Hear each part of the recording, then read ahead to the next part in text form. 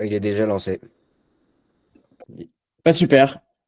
Bonjour à toutes et à tous. On est ravis de vous retrouver pour ce webinaire Crédit Carbone, stop ou encore, voilà, avec un titre bien agressif pour tout de suite rentrer dans le vif du sujet. Et je suis vraiment très heureux d'avoir autour de la table avec moi Thaïs et Pierre-François, que je laisserai se présenter. Pour ma part, donc Tanguy Robert, je suis cofondateur et directeur général de SAMI. SAMI, on est un acteur qui existe maintenant depuis presque 6 ans. On est une plateforme pour aider les entreprises à mesurer et réduire leur empreinte carbone et agir pour le climat, également à réaliser leur reporting ESG. Et donc, merci à toutes et tous d'être là. Vous étiez plus de 278 inscrits, donc ça montre que le sujet des crédits carbone, évidemment, est toujours au cœur des réflexions et des questionnements des responsables RSE, des entreprises. Et beaucoup d'entre vous sont dans des directions RSE ou aussi dans des rôles de consultants RSE. Et donc, voilà, le sujet intéresse. Donc, on va prendre 1 heure avec Thaïs et Pierre-François pour essayer de décrypter le sujet, l'actualité et comment avancer en entreprise sur le sujet des crédits carbone. Et donc, tout de suite, pour voilà, donner un petit peu l'ordre du jour avant de passer la parole à Thaïs et Pierre-François, on va décrypter un petit peu le marché des crédits carbone. Voilà, qu'est-ce qui se passe depuis quelques années. Ensuite, évidemment, quelle place pour la finance carbone et notamment les crédits carbone dans une stratégie climat d'entreprise, et puis quel type de projet financer. Et donc, voilà, Thaïs et Pierre-François pourront détailler cette partie-là. On a à peu près 1 heure, donc on aura le temps normalement d'avoir des questions-réponses. Donc, n'hésitez pas à poser vos questions dans le chat et on pourra les prendre voilà, sur 10-15 minutes à la fin du webinaire. On s'assurera de bien les noter et de les prioriser. Et donc, sans plus attendre, je vous laisse vous présenter Thaïs, Pierre-François, et merci pour votre participation. Je commence. Merci beaucoup, Tanguy, pour l'invitation à ce webinaire. Donc, Thaïs Drozdowski, je suis la cofondatrice de Inuc. En 3 mots, moi, de formation, je suis économiste appliquée au climat. Et avant de fonder Inuc, qui existe depuis 6 ans et demi, j'ai passé à peu près 8 ans à travailler sur les marchés carbone volontaires. Donc, c'est un sujet qui me passionne et je suis ravie d'en parler avec vous aujourd'hui. Bonjour à tous, moi c'est Pierre-François de Mont-Saint-Priest, je suis un des cofondateurs d'Ecoterie. Et Ecoterie, ça fait maintenant 11 ans qu'on existe et on agit en France et en Europe pour restaurer des écosystèmes naturels. Donc on identifie des écosystèmes dégradés, on va mettre en place tout un plan pour les restaurer et les suivre sur le long terme. Et ça pour le compte de beaucoup d'entreprises, mais aussi de particuliers. Bienvenue à tous les deux. Et donc, sans plus attendre, on va creuser un petit peu voilà, qu'est-ce qui s'est passé sur le marché des crédits carbone. On voit ici un graphe qui est issu du rapport annuel de Ecosystem Marketplace, alors qui représente les volumes de crédits carbone achetés, donc traded, entre 2005 et 2024, donc avec beaucoup d'historique. Et donc, ce qu'on voit de manière assez claire sur le marché des crédits carbone volontaires, Voluntary Carbon Market, c'est effectivement ces dernières années une énorme baisse du volume de crédits carbone volontaires achetés, vendus, achetés par les entreprises. Et donc là, alors les chiffres sont un petit peu petits, mais si je le lis pour vous, on voit qu'il y a eu un pic en 2021 avec 2,1 milliards de dollars de crédits carbone achetés, avec finalement une baisse continue jusqu'à l'année dernière, donc 2024, avec un chiffre de 535 millions de dollars. Et donc, si on analyse un petit peu plus en détail ces chiffres, notre analyse du sujet, et Thaïs et Pierre-François, je vous laisserai rebondir, mais c'est que cette baisse, elle est due à des bonnes raisons et en partie aussi à des mauvaises raisons. Si on regarde un petit peu du côté des bonnes raisons, vous l'avez probablement vu passer, mais il y a eu un certain nombre de polémiques, de scandales autour de la qualité des crédits carbone vendus. Et notamment, si on prend l'exemple le plus emblématique, vous avez sans doute vu passer l'article du Guardian, donc une étude suite à de journalisme d'investigation, donc ça date de janvier 2023, qui a avancé ce chiffre qui a évidemment fait énormément parler sur le marché, de 90% des crédits carbone forêt certifiés par le label Verra, qui est l'un des plus grands standards de certification volontaire, qui étaient très probablement inutiles parce qu'ils ne produisent pas de réduction réelle d'émissions de CO2. D'autres enquêtes de journalisme d'investigation ont abouti à des conclusions un petit peu similaires, parfois isolées sur certains projets. Ça a créé un débat de chiffres, donc voilà, est-ce que c'est 90%? D'autres acteurs comme Silvera, dont je reparlerai dans un instant, ont dit non, c'est 60%, etc. Un débat de chiffres, c'est un petit peu suivi de ça, mais le fait est que tout le monde s'accordait pour dire qu'il y avait un problème avec la qualité de certains projets, et notamment d'un grand nombre de ces projets dits RED+, donc pour ceux qui connaissent un petit peu les différentes typologies de projets, mais qui sont en gros les projets de conservation de forêt dans les pays du Sud. Et donc, concrètement, si on rentre un petit peu dans les détails, les problèmes identifiés, c'était les menaces à la déforestation, qui permettent d'estimer du coup le nombre de tonnes de CO2 évitées, ont été très souvent complètement surestimées, c'est-à-dire qu'on présumait que la forêt était sur le point d'être détruite alors que ce n'était pas du tout le cas, avec des études un petit peu comparatives. Beaucoup de projets aussi certifiés ne montraient pas de preuves solides qui réduisaient effectivement la déforestation. Voilà. Et donc l'exemple un peu emblématique, notamment dans l'étude du Guardian, hein, c'est un projet qui s'appelle Kariba au Zimbabwe, où le Guardian montre qu'il y a eu 100 millions d'euros de générés par ce projet, donc en vente de crédit carbone, et finalement en à peu près 10 ans, et finalement avec une infime fraction de cet argent qui revient effectivement aux communautés locales pour combattre la déforestation et avoir des résultats concrets de moindre déforestation. Donc avec beaucoup de fonds absorbés par les coûts, les profits, les intermédiaires sur un marché international du crédit carbone volontaire, avec aussi beaucoup trop d'intermédiaires, ce qui a été relevé dans ces différents articles d'investigation. Donc voilà, et donc cette manque de transparence aussi sur la façon dont l'argent des crédits carbone est redistribué. Donc bonne nouvelle, heureusement, on achète moins de projets dont la méthode est bancale, et donc on peut voir cette baisse liée à ces scandales comme une bonne nouvelle. En conséquence, il y a des gros acteurs acheteurs de crédit carbone qui se sont retirés.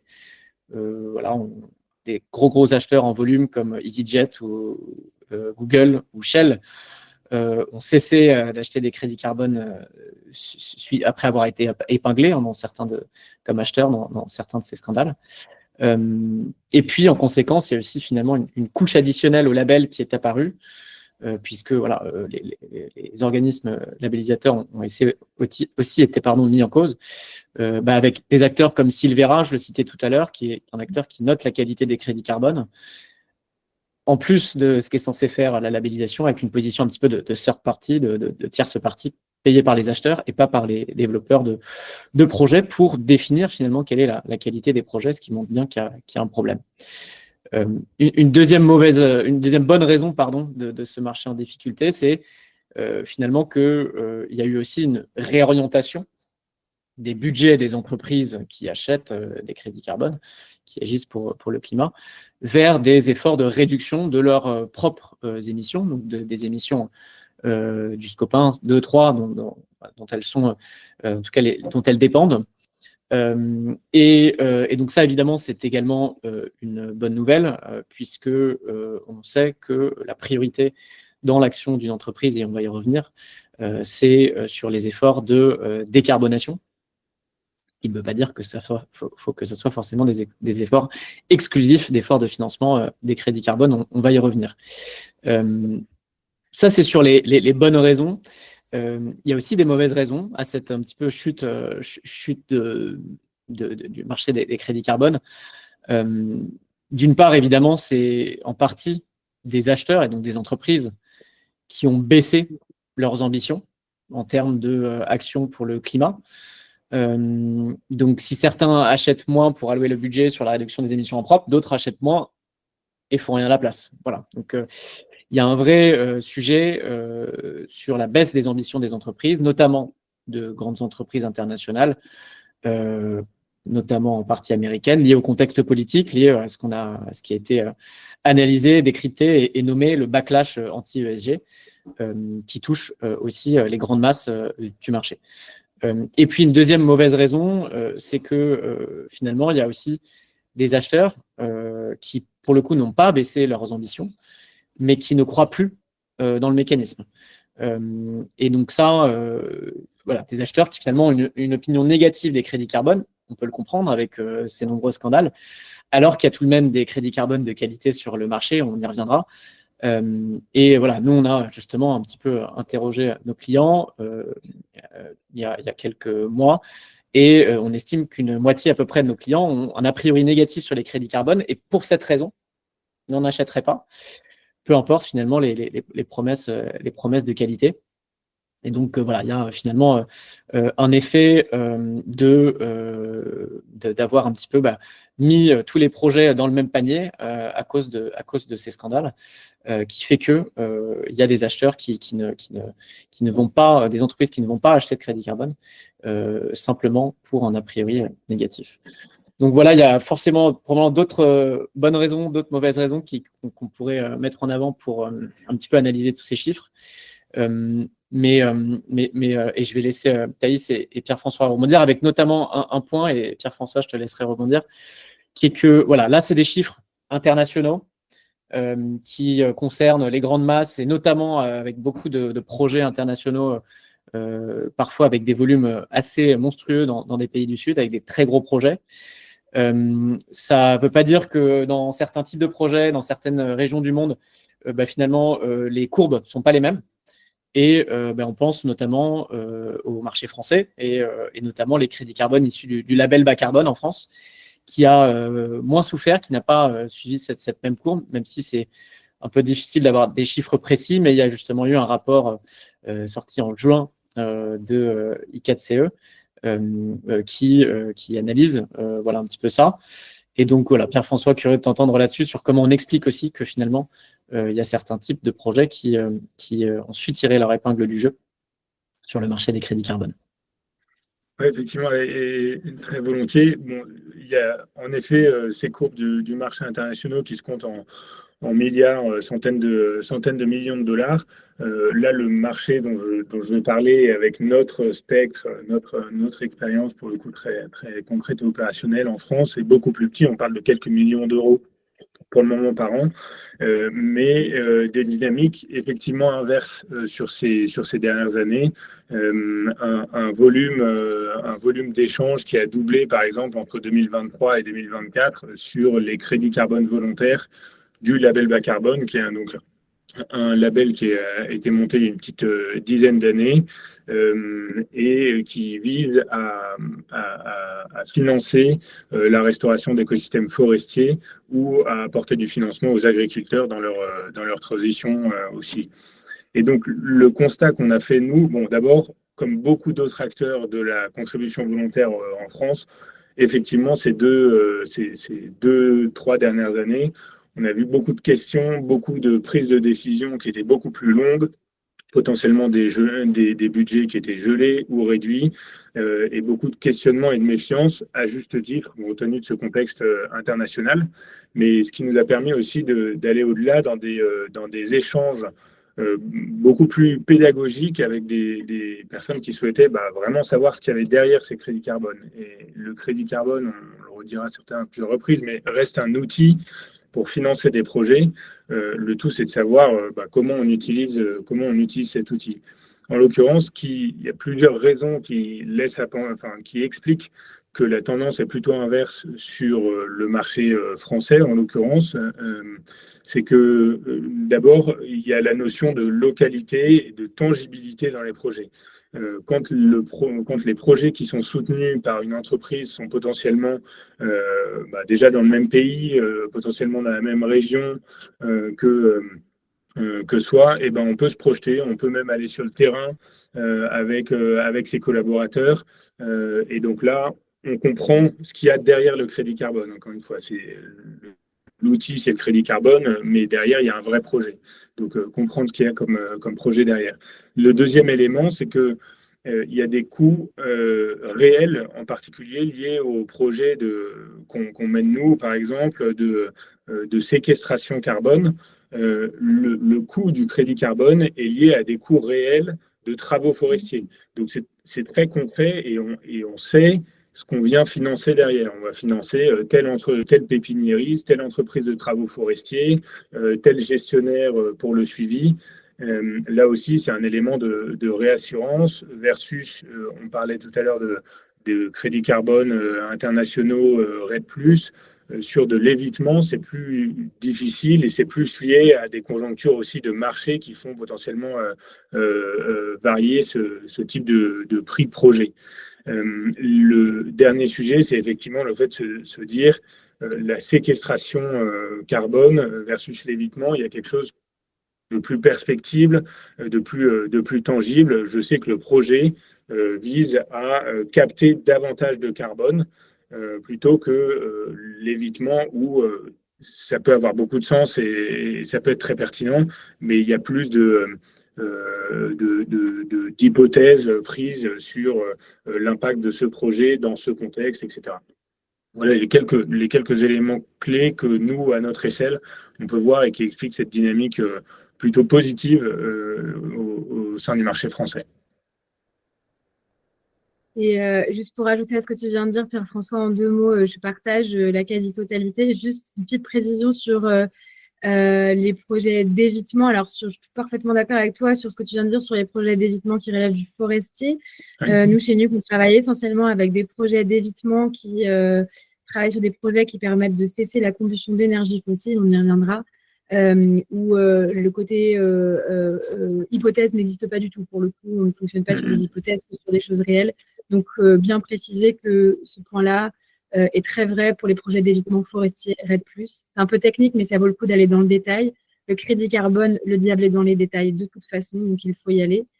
Nous, ce qu'on observe chez INUC, c'est aussi cette tendance un peu à rebours des grandes tendances internationales. Et moi, j'y vois aussi l'essor de nouveaux standards que nous sommes, nous, et que Écotrier, dans une certaine mesure, c'est plus 7% en fait sur ce marché, ces nouveaux standards qui, là où les standards traditionnels, Vera et Gold Standard représentent une écrasante partie de ce marché en volume, qui vont s'attacher du coup à être plus précis, plus locaux et totalement désintermédiés. Ce qui est important, parce que la valeur en dollars ou en euros de ce marché, quelle proportion est effectivement reversée aux porteurs de projets, ça devient une question centrale qui historiquement n'en était pas vraiment une, en tout cas qui n'était pas vraiment instruite. Donc nous, on voit vraiment que, en tout cas, dans notre marché, avec nos clients, c'est vraiment ces aspects-là qui font la différence, la dimension transparence, traçabilité, localité essentielle. Voilà. Merci Thaïs et Pierre-François.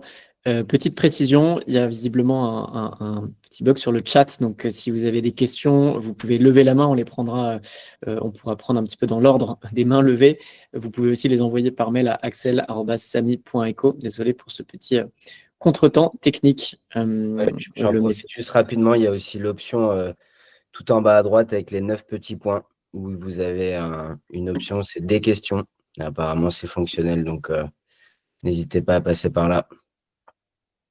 Voilà, on expérimente. Désolé. Ou le webinaire version Google Meet. Merci. Et donc, voilà, on disait dans l'introduction, finalement, quelle place donner au mécanisme de crédit carbone et la finance carbone en général dans une stratégie climat d'entreprise, donc d'un point de vue plus micro.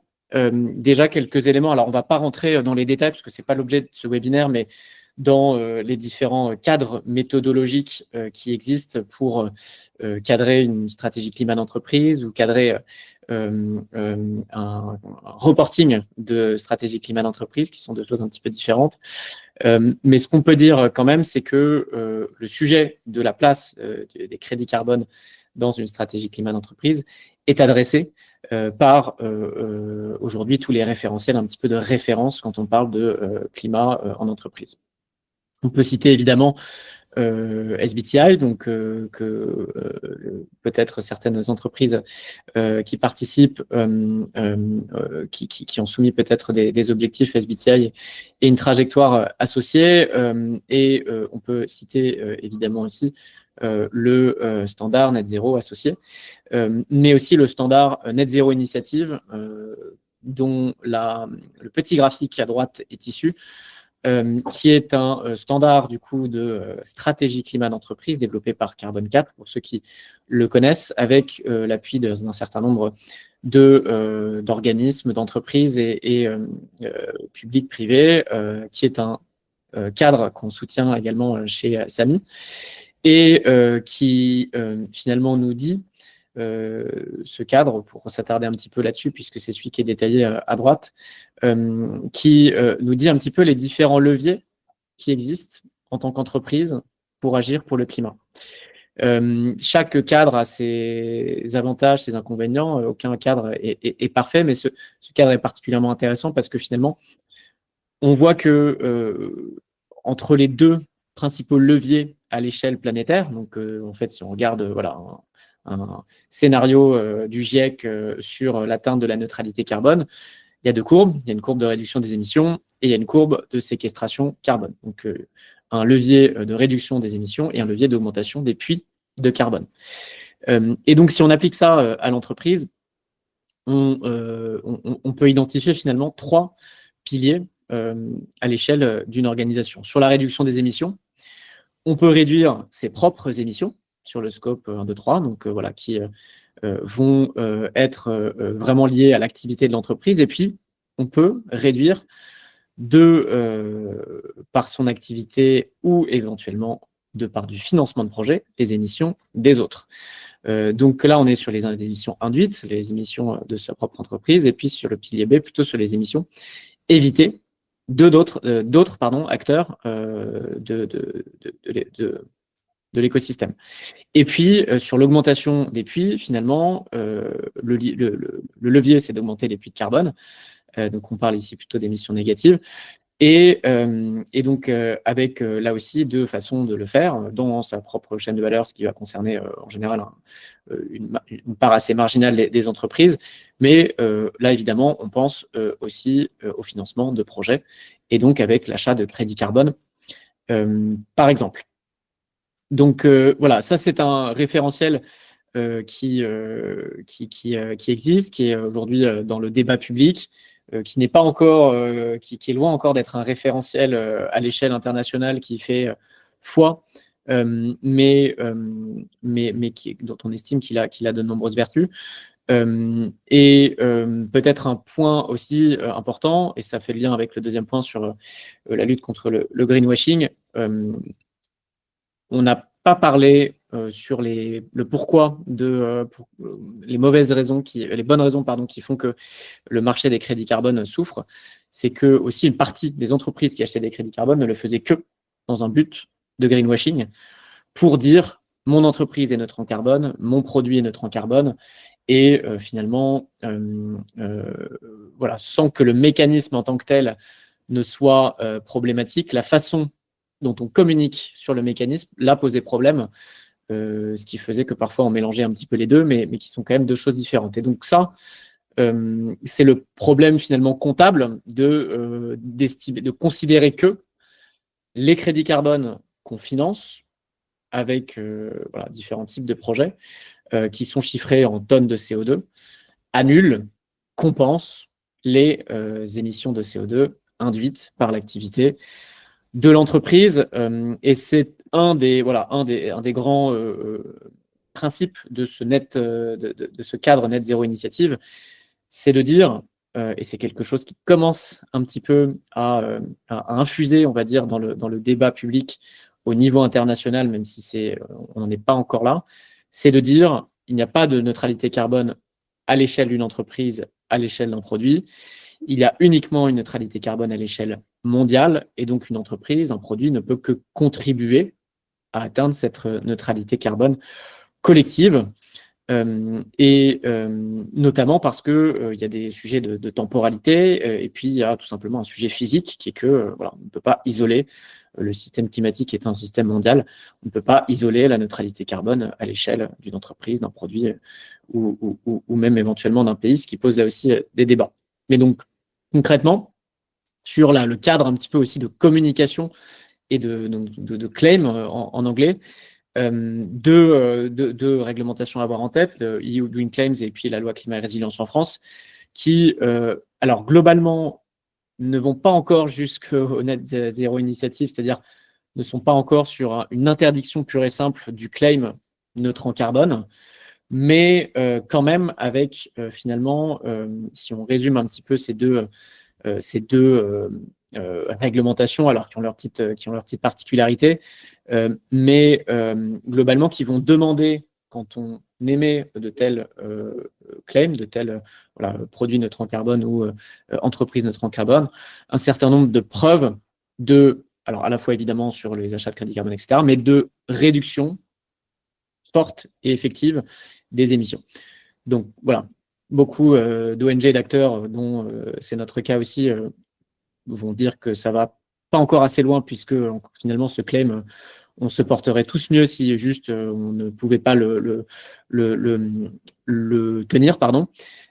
Mais en tout cas, ces réglementations, elles sont quand même très importantes dans un mouvement pour limiter cet effet un petit peu négatif qu'a produit les crédits carbone, de l'utiliser comme un outil de greenwashing. Et on parlait de reporting. Voilà, évidemment, on a en tête la CSRD comme cadre de reporting de données extra-financières et avec le rapport de durabilité dans le SRS E1, donc voilà, dans les normes de durabilité relative au climat, figure un chapitre, en tout cas un disclosure requirement, c'est comme ça qu'on les appelle, relatif au crédit carbone, et donc avec des exigences de transparence sur la provenance, le volume, la provenance des crédits carbone dans le rapport de durabilité, en tout cas dans le reporting lié à la CSRD. Tanguy, juste, il y a eu pas mal de questions qui ont été posées. Merci aux personnes qui ont posé des questions. Je ne sais pas si tu les vois de ton côté. Oui, est-ce qu'on les prend peut-être à la fin? Ouais, si vous voulez. Si ça vous va. Et donc un dernier mot sur un petit peu la place de la finance carbone, et ça va faire le lien avec un petit peu la typologie de projet. Encore une fois, évidemment, il est primordial de prioriser la réduction des émissions donc dans sa chaîne de valeur, dans son propre bilan carbone. Ce qui n'est pas exclusif de financer aussi l'effort de réduction des émissions chez les autres et de séquestration carbone. Donc on l'a vu avec ce pilier B et ce pilier C, si on suit le référentiel Net Zero Initiative. Si on rentre un petit peu dans les détails, finalement, dans la chaîne de valeur, qu'est-ce que peut faire une entreprise au-delà du sujet des crédits carbone? Elle peut vendre des produits et services qui permettent de réduire les émissions ou qui permettent éventuellement d'éviter des émissions. Que ça soit en amont, en aval, je ne vais pas rentrer forcément dans les détails. Si on rentre un petit peu dans le détail sur, finalement, au-delà de la chaîne de valeur, c'est là où la finance carbone a toute sa place. Et aujourd'hui, le sujet, c'est le sujet des crédits carbone, qui est finalement l'outil peut-être principal si on parle de financement de projets climat de façon volontaire à l'échelle d'une entreprise. Donc voilà, c'est la première case ici, c'est l'achat de crédits carbone. Mais finalement, on peut aussi considérer que financer des projets climat quand on est une entreprise, ça peut être aussi du mécénat, ça peut être donc de la philanthropie, donc sans forcément passer par le mécanisme des crédits carbone. Ça peut même être, même si c'est plus rare et c'est aujourd'hui un peu anecdotique, investir dans des entreprises, donc avec un ROI financier, qui permettent de réduire les émissions ou de séquestrer du carbone. Voilà, aujourd'hui, il y a des entreprises, par exemple, qui vont prendre des parts dans des entreprises financées par Team for the Planet, qui a beaucoup popularisé un petit peu cette dernière case, alors avec un mécanisme soit de retour financier, soit de dividende climat, mais on ne rentrera pas dans les détails sur ce mécanisme. Et donc, finalement, voilà, beaucoup d'outils à disposition de l'entreprise, mais avec quand même sur ce financement de projets climat au-delà de la chaîne de valeur, l'outil principal des projets carbone qui donnent lieu à des crédits carbone. Et donc, quel type de projet peut-on financer et ça, voilà, l'objectif aussi d'avoir Thaïs et Pierre-François autour de la table, c'est parce que justement, vous connaissez et vous opérez différents types de projets. Donc, on a un petit peu compris en introduction, des projets liés à la consommation moindre d'énergie fossile, des projets liés à la forêt, mais je vous laisse du coup nous expliquer tout ça. Merci beaucoup Tanguy. Donc je prends la suite. Tu as dit beaucoup de choses. Peut-être ce qui me paraît plus intéressant de partager aujourd'hui, c'est un peu comment on travaille nous INUC, le standard INUC, et peut-être pourquoi est-ce qu'on l'a construit comme ça. L'idée derrière un crédit carbone, vous l'avez compris, c'est un outil de finance carbone. Derrière, il y a 100% du temps un projet.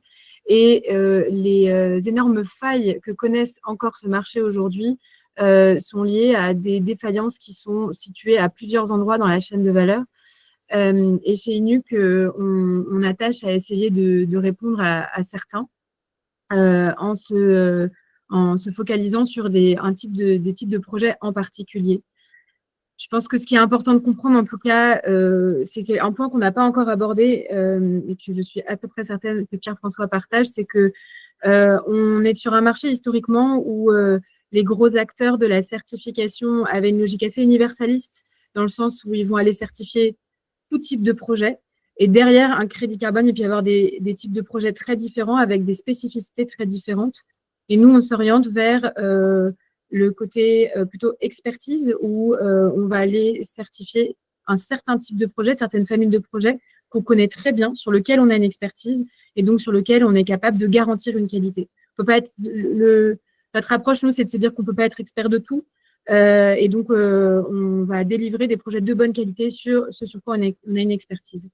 Chez INUC, notre thèse, c'est qu'on travaille uniquement avec des projets situés en France et en Europe qui permettent d'éviter de manière permanente la combustion d'énergie fossile. C'est lié à deux constats. Le premier, c'est que la combustion d'énergie fossile, ça reste 80% du problème des émissions de gaz à effet de serre en Europe. Et le second, pourquoi l'Europe ? Parce que, en fait, l'Europe était un peu le parent pauvre de la contribution carbone pour des raisons, je ne rentrerai pas dans le détail là-dessus, mais si vous regardez aujourd'hui une carte des projets avec des volumes, vous allez trouver très, très peu de projets européens. Et pourtant, ça reste, on est quand même des économies qui restent très, très carbonées et très dépendantes des énergies fossiles. En France, on a un peu une méconception du sujet. On pense souvent que notre économie est peu dépendante des énergies fossiles parce qu'on a une capacité nucléaire. C'est vrai pour l'électricité, mais ce n'est absolument pas vrai pour nos besoins énergétiques globaux qui sont encore très largement dépendants des énergies fossiles.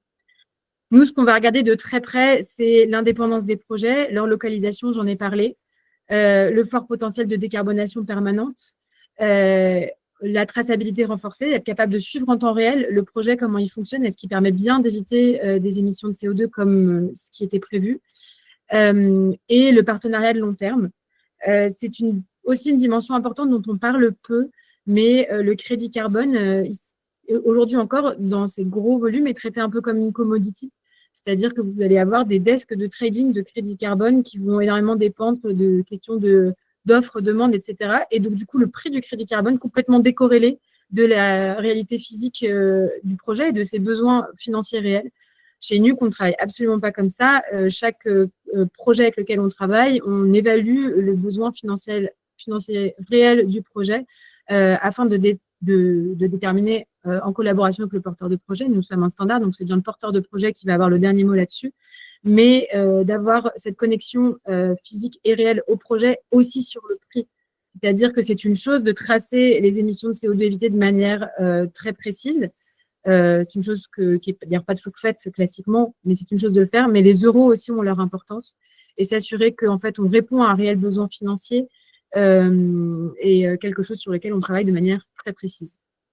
Concrètement, aujourd'hui, c'est 80% de la valeur minimum qui est versée au porteur de projet sur chaque crédit carbone qui est acheté du standard INUC.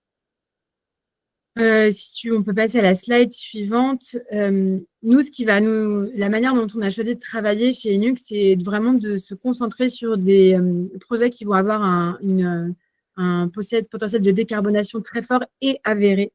Donc, c'est pas forcément très marketing comme projet quand on parle d'unités de récupération de chaleur fatale, de solaire thermique. Parfois, c'est des technologies dont nos clients n'ont jamais entendu parler, mais qui très, très concrètement vont permettre d'éteindre une chaudière à gaz, de fermer une cuve à fioul et donc d'arrêter cette combustion d'énergie fossile et sur le long terme de pouvoir avoir une source de chaleur parfois, en tout cas une source d'énergie qui va permettre d'éviter durablement ces émissions. Je fais le lien avec mon petit commentaire de tout à l'heure. Tous les projets avec lesquels INUC travaille, c'est ce qu'on appelle le scénario de référence, c'est-à-dire ce qui se passait avant que le projet intervienne, c'est du réel. C'est des données réelles. Il y avait vraiment une chaudière à gaz qui tournait, qu'on a éteint. Ce n'est pas quelque chose qu'on suppose. C'est pas on suppose que ça se serait passé différemment. Ça, c'est vraiment une particularité de notre standard. Il faut qu'on soit capable d'avoir un scénario de référence qui est basé sur de la donnée réelle. On regarde aussi de manière très, très précise comment est-ce qu'on est capable de tracer les flux.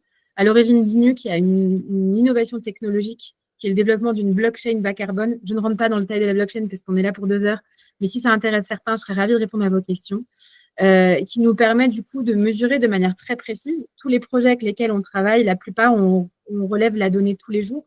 Et c'est cette donnée physique uniquement qui nous permet de créer un crédit carbone. C'est-à-dire qu'on va faire que du crédit carbone qui va être, dans le jargon dit ex post, mais en gros une émission de CO2 évitée qui est déjà avérée. On sait déjà que l'émission évitée a eu lieu et ce n'est qu'à partir de là qu'on va créer et commercialiser le crédit carbone. La blockchain nous permet aussi d'avoir un crédit carbone unique qui est commercialisé qu'une seule fois. Donc, on n'a pas de sujet de double comptage, etc. Et je reviens aussi sur un dernier point qui est très important pour nous, c'est le fait de s'assurer aussi de la dimension additionnelle des projets. Chez INUC, on travaille avec des projets sur toute leur durée de vie. Donc, on commence à travailler avec le projet environ 1 an et demi avant qu'il sorte de terre, jusqu'à toute sa durée de vie qui parfois est sur 10-15 ans. Ce qui permet de s'assurer que le revenu de la finance carbone, en fait, arrive au projet à la fois en amont, quand le projet a besoin de sortir de terre, mais aussi sur sa durée de vie pour arriver à le maintenir à flot. J'ajouterai un point que je n'ai pas mis sur la slide, mais qui me paraît hyper important, c'est le KYC.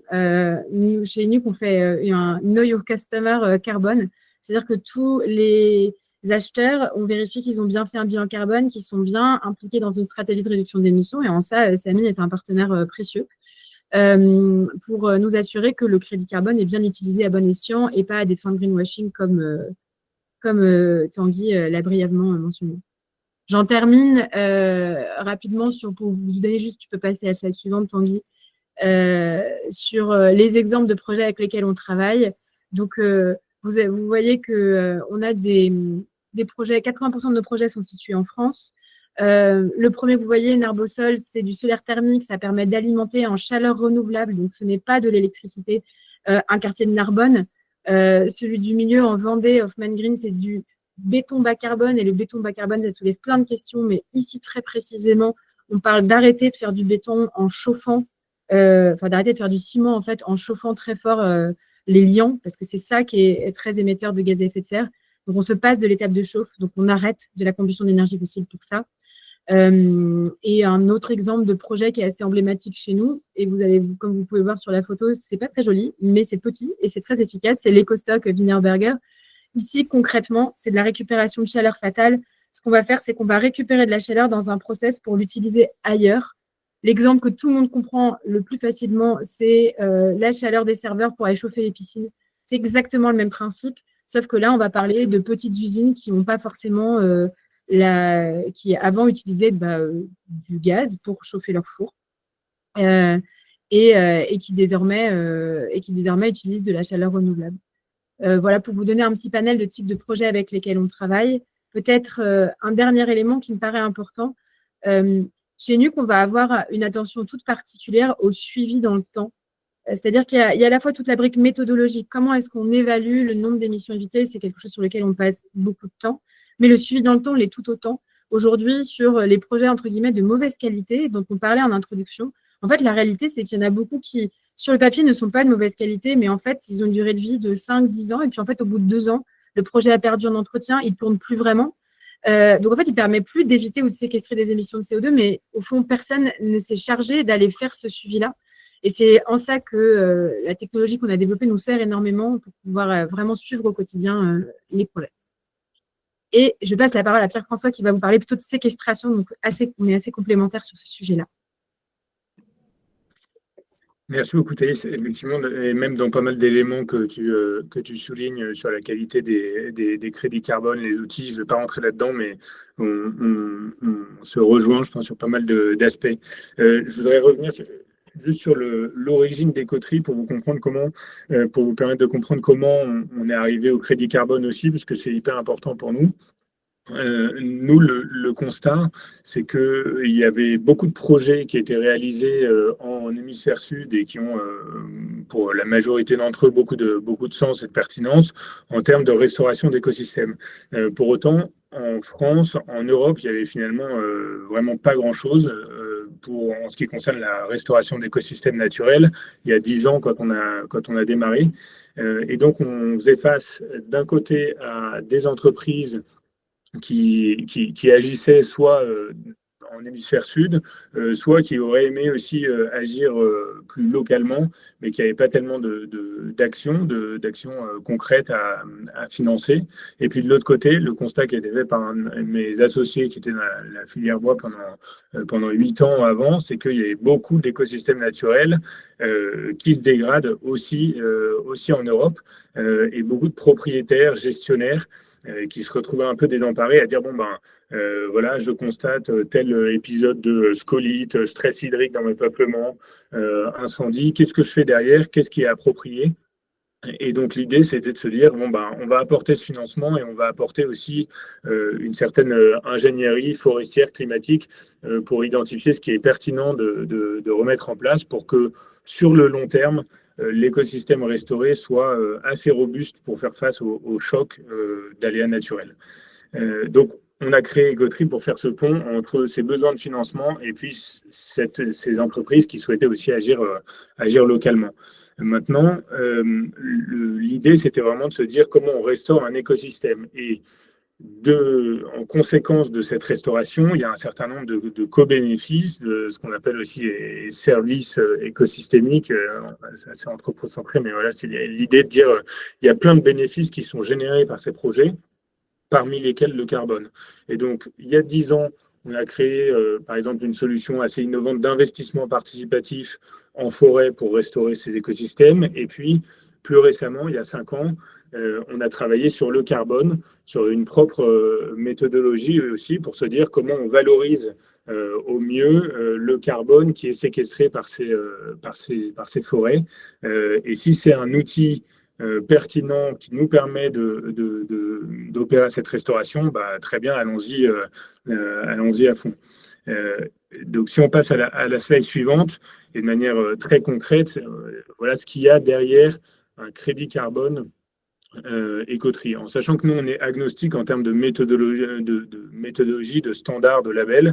On a notre propre méthodologie au moment où on a créé Ecotree et qu'on a travaillé sur les aspects de valorisation carbone, et à l'heure où le label bas carbone n'existait pas encore, mais on applique aussi le label bas carbone selon les souhaits des entreprises. En revanche, pour toutes ces différentes certifications, méthodes, labels, standards, il y a un même cahier des charges qu'on impose. Une première partie qui est imposée en termes de sylvicole, ça va être de mélanger les essences, ça va être d'interdire les coupes rases, ça va être d'éviter l'usage de produits chimiques dans les peuplements forestiers, ça va être de protéger les zones humides, c'est-à-dire que quand on identifie, avant de se lancer dans un projet, des zones humides, à horizon 5 mètres autour de ces zones humides, on ne va pas planter et on va, si le financement est est suffisant, même participer à réouvrir ces milieux, zones humides, potentiellement tourbières et autres. On va faire attention au sol aussi, au sol forestier, c'est-à-dire qu'on va faire des cloisonnements et on va permettre aux machines forestières, parce qu'il y a aussi dans ces projets, derrière ces propriétaires forestiers, des objectifs de production de bois d'œuvre. La production de bois d'œuvre, ça va être ce bois d'œuvre qui va être utilisé pour de la production de la construction bas carbone, par exemple. Et ben, quand on va chercher à produire du bois d'œuvre dans ces parcelles, il y a des manières d'intervenir dans les parcelles pour éviter de trop tasser les sols. Où on va aussi faire ce qu'on appelle des endénages, quand il y a besoin, après une coupe, de rassembler les branchages et autres, on va le faire perpendiculaire au sol pour éviter l'érosion. On va essayer de conserver des habitats naturels avec des arbres à habitat sur les surfaces quand c'est identifié, etc. Tout un cahier des charges imposé, ça c'est une vingtaine de critères imposés au propriétaire et qu'on va construire avec lui. Comme ça qu'on va construire avec lui le projet. Et puis, il y a des préconisations qui sont faites pour aller encore plus loin. La préconisation d'Écoterie, c'est de se tourner vers une sylviculture mélangée à couvert continu, par exemple. C'est celle qui maintient une ambiance forestière, c'est-à-dire qu'au lieu d'avoir un cycle forestier où on plante et puis arrivé à une certaine maturité, on coupe le peuplement, et bien là, on va plutôt choisir sélectionner certains arbres dans un peuplement, mais jamais de se retrouver avec tout d'un coup une zone coupe rase vierge qui a un impact sur l'écosystème et sur sa capacité à encaisser d'autres chocs à l'avenir. C'est néfaste pour la biodiversité, donc c'est ce qu'on évite aussi. Et puis voilà, il y a tout un tas de critères. Ensuite, l'aspect pédagogique aussi, essayer de travailler avec les communautés locales, les entreprises locales, faire intervenir des gestionnaires, des entreprises de travaux forestiers, des écologues qui sont à proximité des lieux. C'est aussi s'assurer qu'ils ont toute l'expertise pour agir, parce que d'une région à une autre, d'un département à un autre, on fait face à des défis et des sujets, des problématiques bien différentes. Donc, on travaille vraiment en étroite collaboration avec les acteurs locaux qui partagent nos convictions et nos positionnements en termes de gestion forestière durable. Si on va plus loin, en bref, on veut construire des écosystèmes robustes plutôt que performants. Vous connaissez probablement Olivier Hamon qui parle hyper bien de ça, et je vous encourage, si vous ne le connaissez pas, à écouter un TEDx de lui. Lui dit en fait les problématiques qui sont rencontrées aujourd'hui sont liées souvent à la recherche de performance optimale. Et la performance, elle vient potentiellement au détriment d'un écosystème robuste sur le long terme. Si je cherche à être performant dans la séquestration carbone de mon peuplement, par exemple, eh bien, je vais planter du résineux, c'est ce qui pousse très vite, qui grossit très vite et donc qui capte très vite beaucoup de carbone. Mais pour autant, sur le long terme, si vous avez une monoculture, il y a un pathogène qui vient et qui impacte très vite et qui peut va impacter très vite la santé du peuplement. Si vous avez un écosystème diversifié, des essences peut-être plus lentes à la croissance, il sera plus robuste en cas de pathogène, par exemple. Voilà pour le bref résumé. Et puis, je voudrais parler vraiment 2 minutes d'un projet très concret pour que vous vous rendiez compte aussi. On est à Pérat-Bellac. C'est un projet qu'on a mené après une acquisition faite en 2023 sur d'anciennes prairies qui ne trouvaient pas de repreneurs. Donc, c'est Safer avec qui on a été en échange qui nous a proposé ce projet. Et donc là, s'en est suivi toute une première partie d'études de sol, d'études de terrain, pédoclimatiques, pour dire qu'est-ce qui est approprié au climat de demain et qu'est-ce qu'on peut créer comme écosystème. Et donc, il y a sur cette 60aine d'hectares, une 40aine qui a été boisée avec des essences variées, à la fois de production de bois d'œuvre, j'en parlais tout à l'heure, je soulignais l'intérêt, mais aussi des essences dites de biodiversité, du merisier, du cormier, du bouleau, sont des essences qui n'ont pas de vocation de production de bois d'œuvre, qui n'ont pas forcément aujourd'hui de valeur importante, même si certaines essences, la valeur de certaines essences fluctue aussi d'année en année. et qui apporteront cette résilience de l'écosystème. Il y a aussi 1 hectare d'îlots de sénescence, un vieux peuplement forestier qu'on va au contraire chercher à préserver puisqu'il est très intéressant en termes de biodiversité. Il y a 3 hectares de zones humides qu'on a restaurées, réouvertes et qu'on maintient réouvertes chaque année. Des végétaux exotiques qui peuvent l'envahir. Il y a 7 hectares de haies qui sont préservés. Les haies, c'est hyper intéressant en termes de connectivité des milieux. Il y a aussi un aspect plus social qui est assez peu développé, dont on parle très peu en Europe et en France, mais j'y tiens aussi, c'est le fait de se dire que, certes, il y a des communautés locales qui sont hyper impliquées dans les projets en hémisphère sud, mais même quand on agit en Europe, on peut avoir un impact hyper fort sur ces aspects sociaux aussi. On fait travailler des entreprises locales d'abord, et puis dans la mesure du possible, on fait travailler des organismes, par exemple de réinsertion. En l'occurrence, sur ce projet, il y a la moitié du temps homme qui a été passé par une entreprise, un organisme qui s'appelle Rempart, une association de réinsertion qui est venue nous aider à sortir plein de vieilles clôtures qui fermaient certains milieux à la faune, à enlever plus de 2 tonnes de déchets qui avaient été mis comme ça en débarras en bord de route, et on en trouve pas mal en France. Donc il y a aussi un aspect social qu'on peut développer dans ces projets. Et ce projet-là, il génère des crédits carbone, mais c'est une des conséquences parmi tant d'autres, ce qui explique que quand on finance un projet comme ça, naturellement, derrière, si on parle vraiment du crédit carbone, il va être significativement plus cher que ce qu'on peut trouver ailleurs, mais parce que il y a une cohérence dans le projet globalement qui est mené. Et puis enfin, sur la dernière slide, je vais juste vous montrer ce qui se passe de l'autre côté. Ça, c'est vraiment un focus sur le projet, mais sur une entreprise qu'on accompagne, si vous passez à la slide suivante, qui a choisi de s'engager avec nous pour ces mêmes raisons, de se dire je vais au-delà du carbone, elle au-delà de sa stratégie SBTI à échelle mondiale. Elle mène des projets aussi de contribution à droite à gauche dans le monde. Et en France, elle a choisi Écoterie, elle a choisi d'intervenir par la porte d'entrée des crédits de label bas carbone. Mais son action, elle est beaucoup plus large que ça, et on peut imaginer que par rapport aux gros projets qu'elle mène en hémisphère sud, les 165 000 tonnes qui seront séquestrées sur le temps long sont extrêmement faibles par rapport au reste, mais il y a d'autres impacts sur la biodiversité aussi, parce que elle va venir financer ces restaurations de zones humides dont je parlais, potentiellement création de haies mellifères, création de lisières, et ce suivi de long terme aussi. Thaïs en parlait sur les projets plutôt industriels.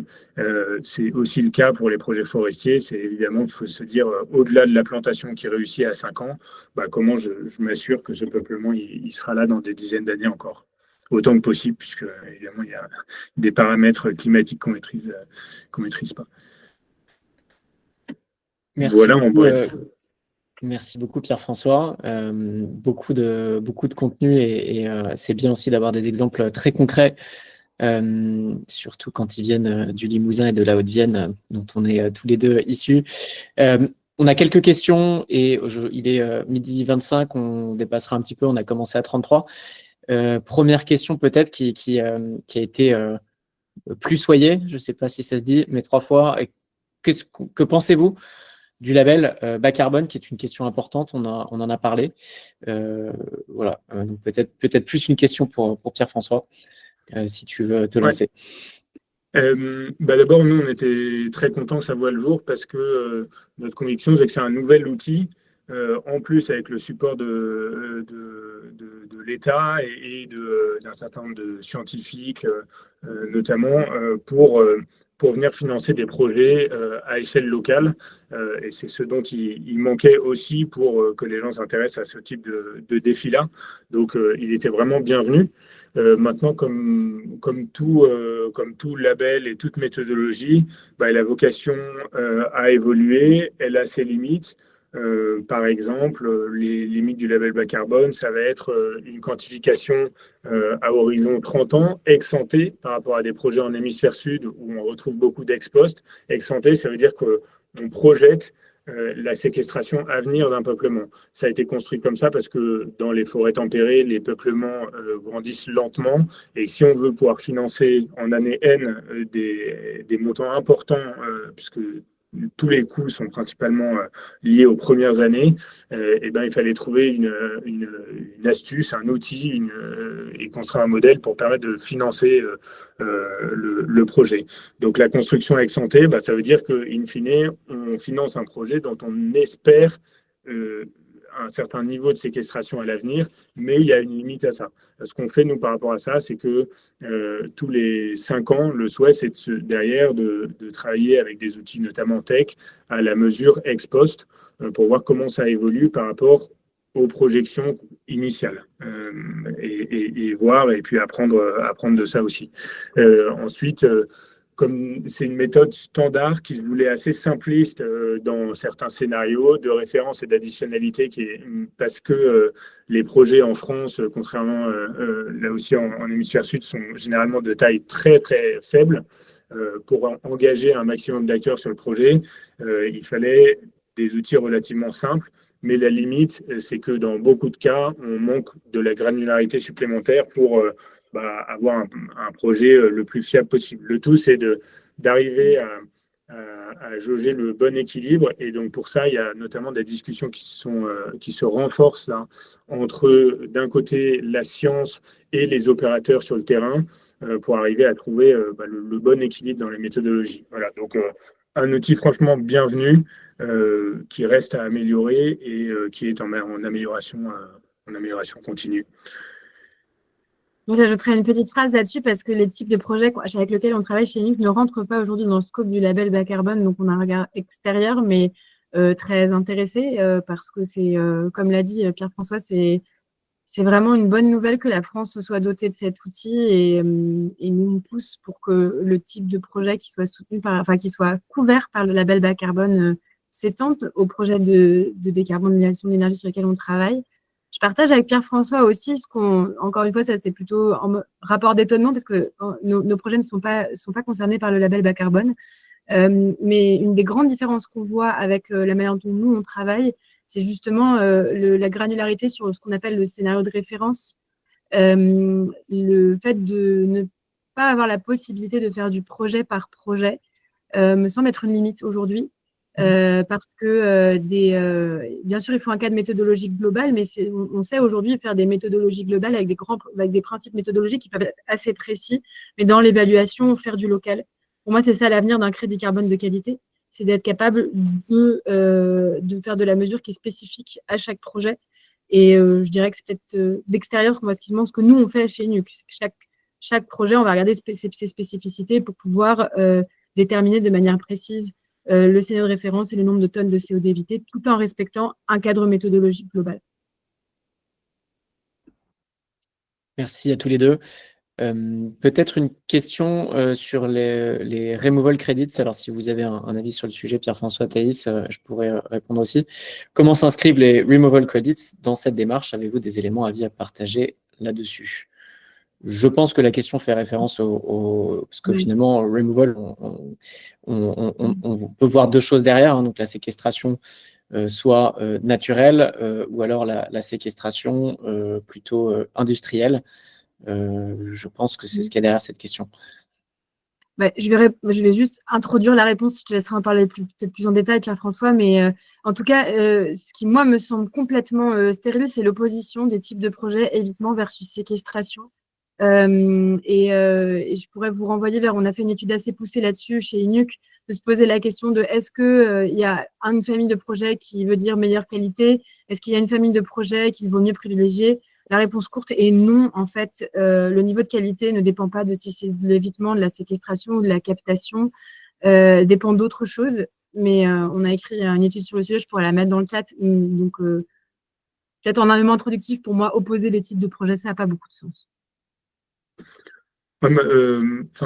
Pareil que Thaïs, là aujourd'hui, il y a deux méthodologies principales sur lesquelles qu'on utilise nous. Et effectivement, nos projets sont liés soit à des boisements, soit à de la reconstitution de peuplements dégradés. Et donc, sur des domaines forestiers, c'est vraiment de la séquestration.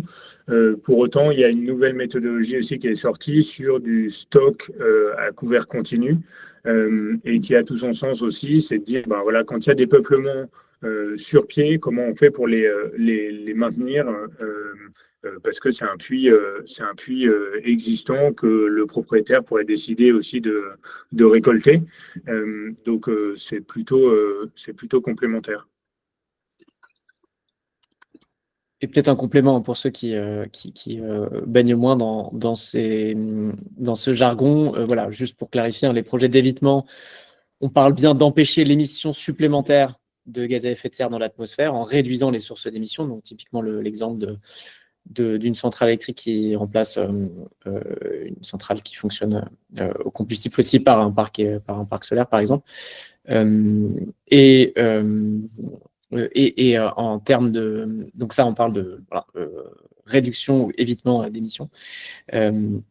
Sur la séquestration, on parle bien là de capter du CO2 dans l'atmosphère qui peut donc se faire par la nature. Évidemment, on pense à la forêt, mais ça peut être aussi dans les océans et par exemple les mangroves. Et on pense aussi aux mécanismes industriels faits par des humains. Donc, il y a la DAC, Direct Air Capture.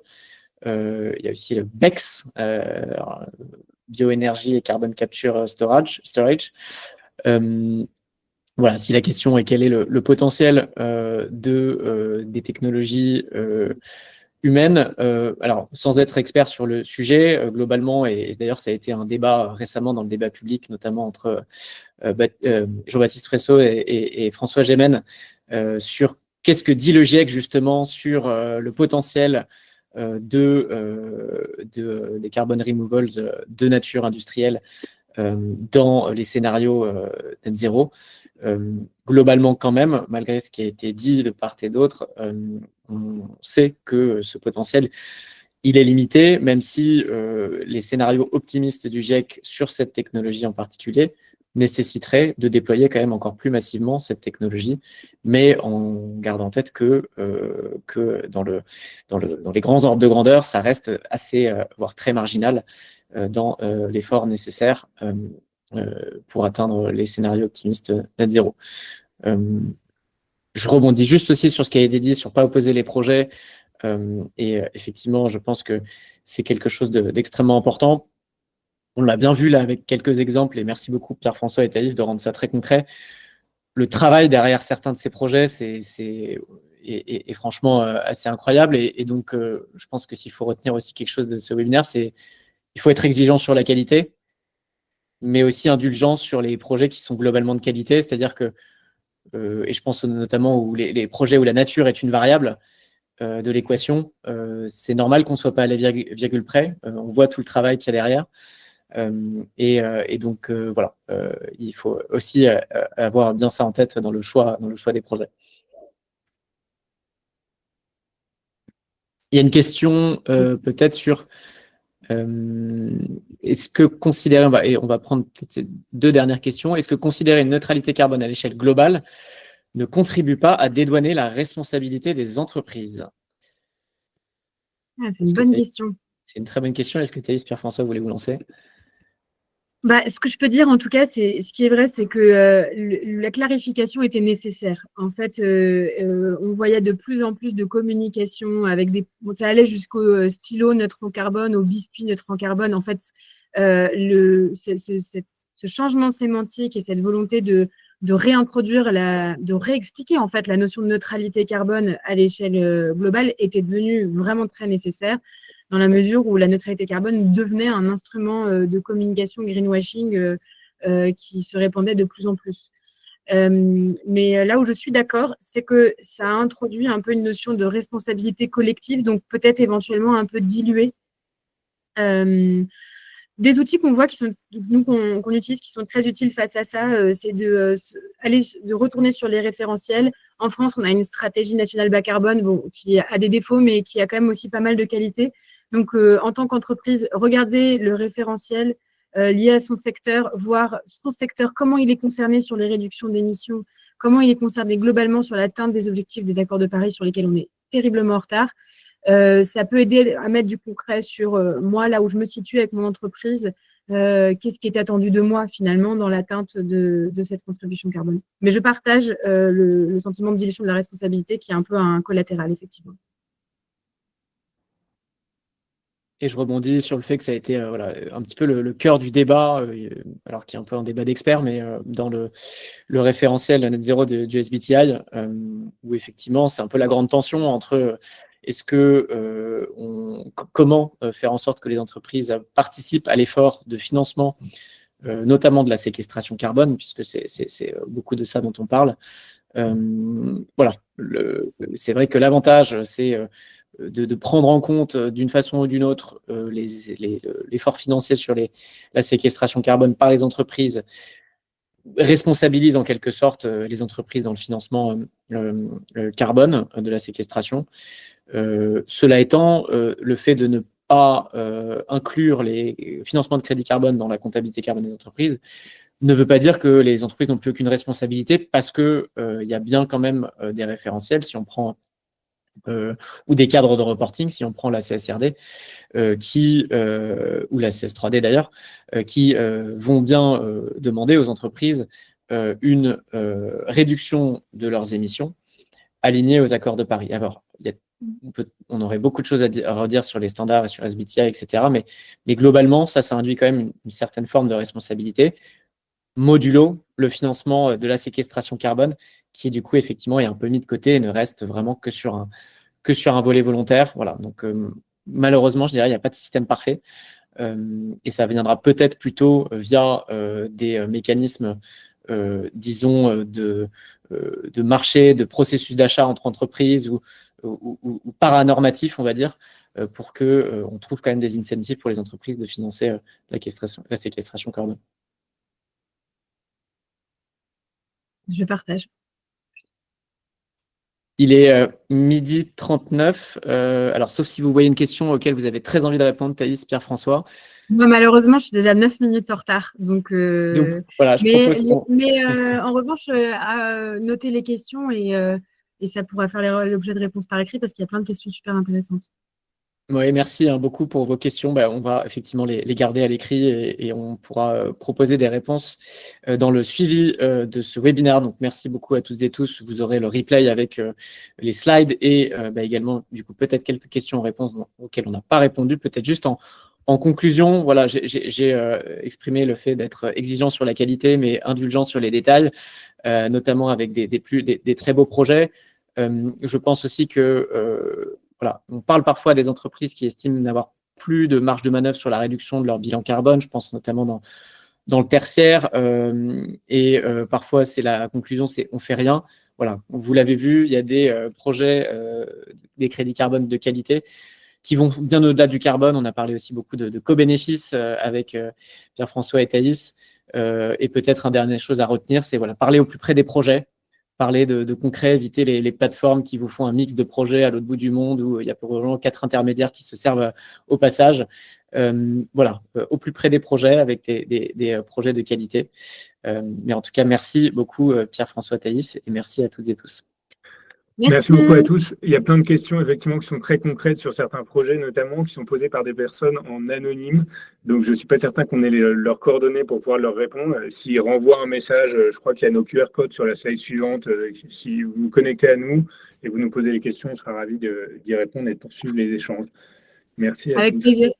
Merci. Bon Merci appétit. beaucoup. Merci, au revoir.